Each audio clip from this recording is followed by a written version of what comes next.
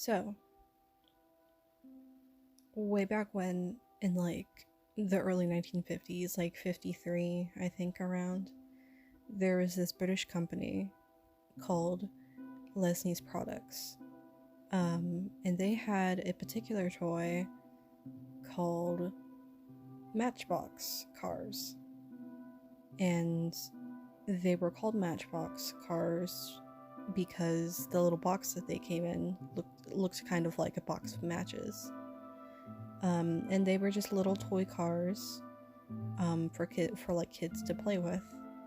And they were just like little miniature versions of like real life cars. And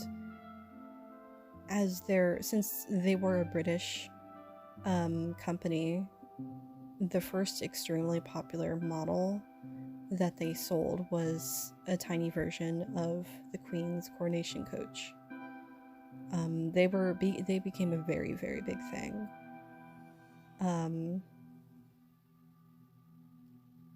And later, and so like it's kind of like a whole thing, right? And later on, there was this guy named Elliot Handler. He doesn't have anything to do with the Lesnie's Products or Matchbox cars or any of that. He was actually the co-founder of Mattel, aka the toy company that's most famous for making Barbie and toys like that. Mattel has a lot of stuff. So he's a big guy. And by the 60s, Mattel was already pretty popular. And I don't know that much about Mattel. Like, they made Barbie, they make a lot of toys, whatever. Anyways, so Handler, he noticed his son playing with some Matchbox cars one day, like, let's say 1968. And then he's like, well, hey, I run a toy company. What if I make my own toy cars so my idiot son doesn't have to play with some failed Matchbox shit? It'll be fine. It'll be great. And then it kind of was, actually.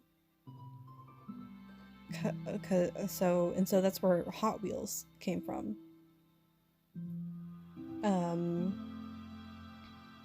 And they were called Hot Wheels because originally they were supposed to be like hot rods, like custom and modified cars that, look all big and crazy and cool, And so, versus Matchbox, which is, again, just, the normal cars. It was just normal stuff. And the first line of cars that were produced were nicknamed the original Sweet 16. And there was also a racing track, I believe, that was sold separately. Yeah, and some of them were like, it was just like a custom versions of like a lot of different cars. Like, there was a custom Volkswagen, there was a custom Mustang, a custom Camaro, Corvette, etc. A lot of them. And after the first line was released, they got very popular. They got super fucking popular. Like, they literally blew Matchbox out of the goddamn water. It was crazy. So, after Mattel kind of blew everyone out of the water, like I just said, Matchbox and everyone had to completely rethink everything. Like, they were like, holy shit, we are getting knocked out. And you know what? They were. It was kind of a big deal. Move along to like about 1970, and this is a great year for Hot Wheels. There's 43 new cars released. They're at like their peak. They even had a new slogan for Hot Wheels, which was "Go with the winners." And this is also the year that a manufactured rivalry for a publicity stunt was created. So drag racing, if you don't know, it's like fucking NASCAR, but there's only two of you, and I mean, there's probably different rules and shit, obviously, but basically it's just car racing, but with two people, right? Kind of. And there was two drag racers. One was nicknamed the Snake, and the other was nicknamed the Mongoose, because the snake is the natural predator of the mongoose. Or wait, no, the mongoose is the natural predator of I'm sorry. I don't know why I mixed that up. Oh my god, I'm fucking my shame. I'm not cutting this out. The mongoose is the natural predator of the snake. Blah blah blah. You know. But yeah, it was a manufactured rivalry between those two guys. Just, you know, stir up attention to the drag races and to Hot Wheels. It also happened to be the very first time a non-automotive company sponsored any sort of drag racing events. So, like, beforehand it would have been, you know, car companies. Like, you know, fucking Volkswagen sponsoring, or, well, I don't know about if Volkswagen ever sponsored it. Don't they make vans? Anyways, after 1970, it kind of got a bit slow. I don't really see anything happening in 71 too much. And in 72 and 73, they were very slow years. There were 7 new models made in 72. And there were 24 models that appeared in 73, but only 3 were actually new. And a lot of the cars, instead of being very, you know, bright and flashy, a lot of them were kind of drab colors. And so it wasn't like stuff, and so popular, they were still popular, but popularity started falling. Sales were going real low. Though I guess a good news for people who collect these sorts of things, because of the specific castings that they used in 72 and 73 for the cars, like how they made them, it's not the same, and they never like reused them in later years. So these sorts of this particular era of cars is valuable for collections for people who are into that. In 1974, they added a new line called Flying Colors that added a lot of like more flashy kind of stuff on them, which helped like revitalize sales. Because the thing is, you'll be walking past the store and that flashiness and bright colors, it'll catch your eye, and then you'll be like, oh shit, that looks nice, that looks cool. I want that. I want my kid to play with that. Or a kid will see it and be like, Mom, please buy that for me, please. Please, I want it. I really want it. But yeah. And so, yeah, and then not much else happened during the rest of the 70s except for 1977. There was some like minor change stuff on like how the things looked. Move forward a little bit, and now we're in the 80s. According to Wikipedia, this is the quote-unquote Black Walls era. I'm not sure what that means, but okay. In 1981, there was like wheels that were called Hot One wheels, and they had like gold on them, and quote-unquote claimed to have thinner axles for greater speed. Blah blah blah blah blah. So like basically they were like, yo, we're cooler now. We're fuck yeah. And then in 1983 there was a new style of wheel that got introduced, which was basic, like it was called Real Riders, and they had real rubber tires, which I think that's pretty cool. And around 1984, there was Ultra Hot Wheels, because okay, and they kind of, according to Wikipedia once more, because that's what I'm reading off of, they looked something like cast alloy wheels found on a 1980s era high trim Renault Fuego or a Mazda 626. Okay, blah blah blah blah blah. And they said, and further speed improvements were claimed of those wheels.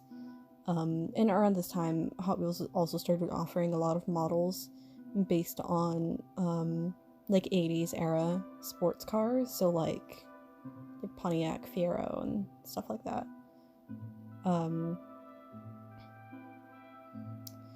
And apparently a lot of this stuff was like really popular, especially like the Real Riders thing, they were really popular, but there was a lot of high production costs that came included because it was like actual rubber, and so it was pretty short-lived.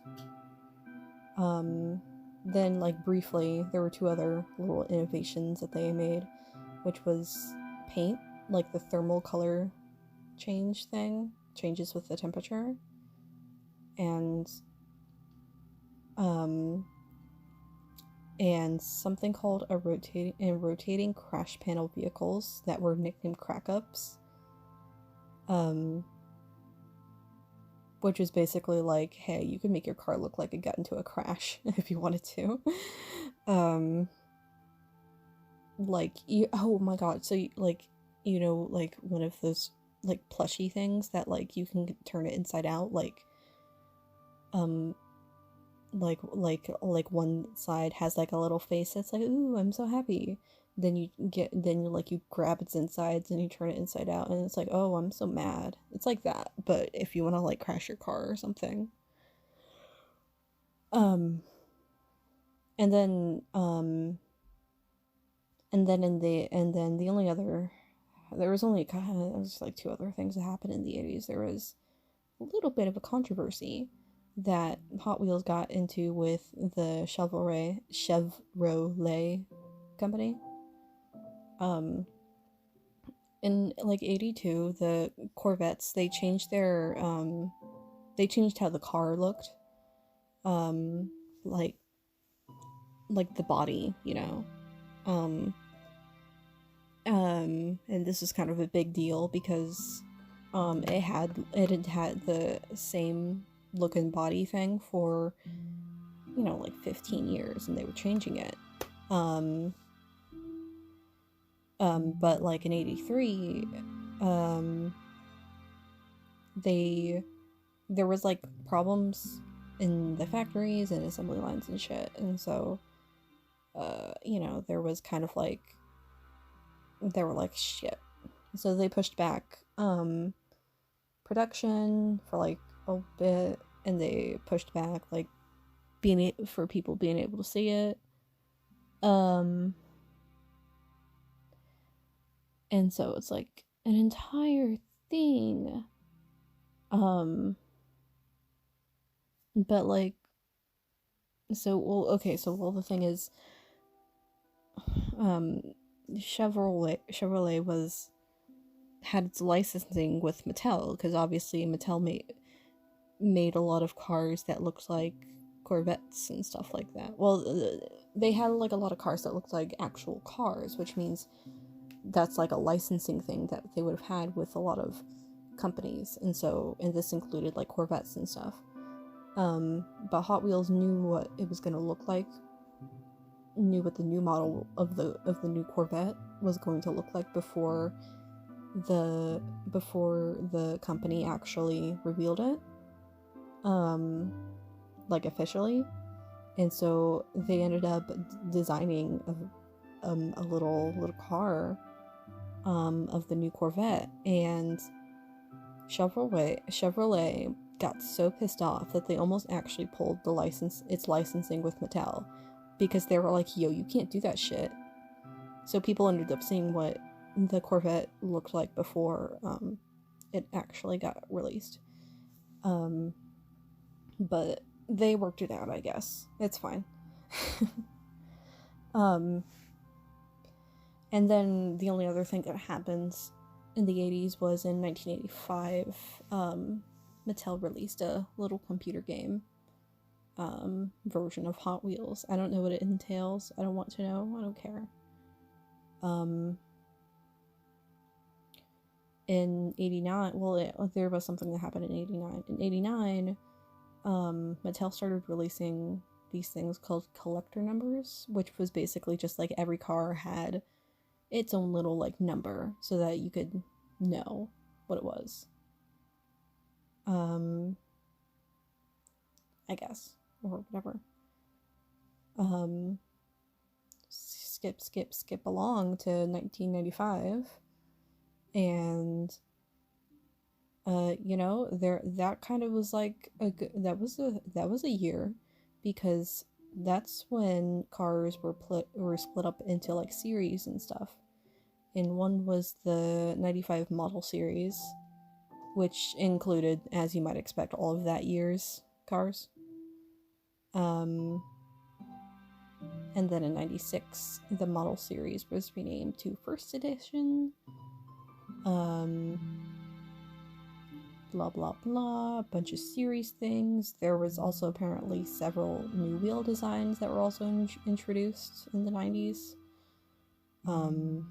Just kind of a lot of bullshit. There's not really much entirely that happens, just like a lot of like car stuff that gets introduced, like little designs. Like there was a treasure hunt series, which is why this actual era is actually called the treasure hunt era, from 1995 to 99. They were called the treasure hunt. There was a treasure hunt series that had 4 cars with like paint schemes that followed a theme, or it's like something, I don't fucking know. I don't know. This shit's confusing. It's like, which car is a part of the series? I don't care. Oh my god, I don't care. God. Okay, anyways. Sorry, I got angry. I got really angry. But I'm calm now. No, that's kind of cringe. I'm gonna cut that out, actually. Okay. Anyways, but the treasure hunt series, it was kind of a thing. Yeah, okay. Okay, so the treasure hunt series was like an entire thing. Blah blah blah. In 97, Mattel bought Tyco Toys. Which, interesting enough, Tyco Toys were the ones who, at this time, were the ones who now owned the Matchbox cars. So now, both, like, brands of cars were just under one roof, which is interesting. And then in 98, Mattel celebrated the 30th anniversary of the Hot Wheels, by replicating, like, a bunch of, like, the old cars. In the 2000s, there was, like, a lot of, like, new designers that joined the team. There was a couple cars that got released, in 2001, 2002, etc.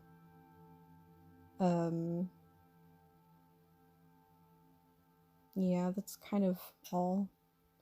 Like, I could list all the cars for you. I'm not gonna do that, though.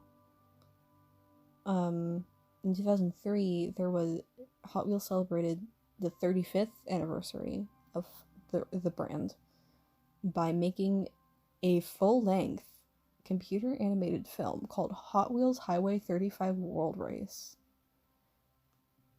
Which, like, okay. And then in 2004, they unveiled their, quote, Hot 100 line of, like, 100 new models, which is interesting. Though apparently these vehicles did not sell as well as Mattel expected, and so they're kind of Yeah, people didn't like him. People were like, fuck these cars, fuck you.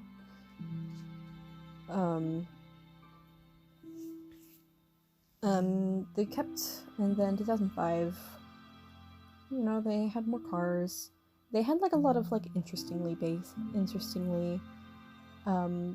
shaped cars, like I guess just to make them look more interesting. And yeah. 2007, ooh, 36 new models. Okay, and quite a few series things were released. Yeah, and then like the rest of the history is just kind of like on and on. They're just, you know, it's just the detailing like all their cars and stuff. Well, not all of them, but like a bunch of the newer series. Like in 2011, there's the release of 244 cars, which, wow. Oh wow, 2012, 247. It just kind of keeps going up and up and up and up.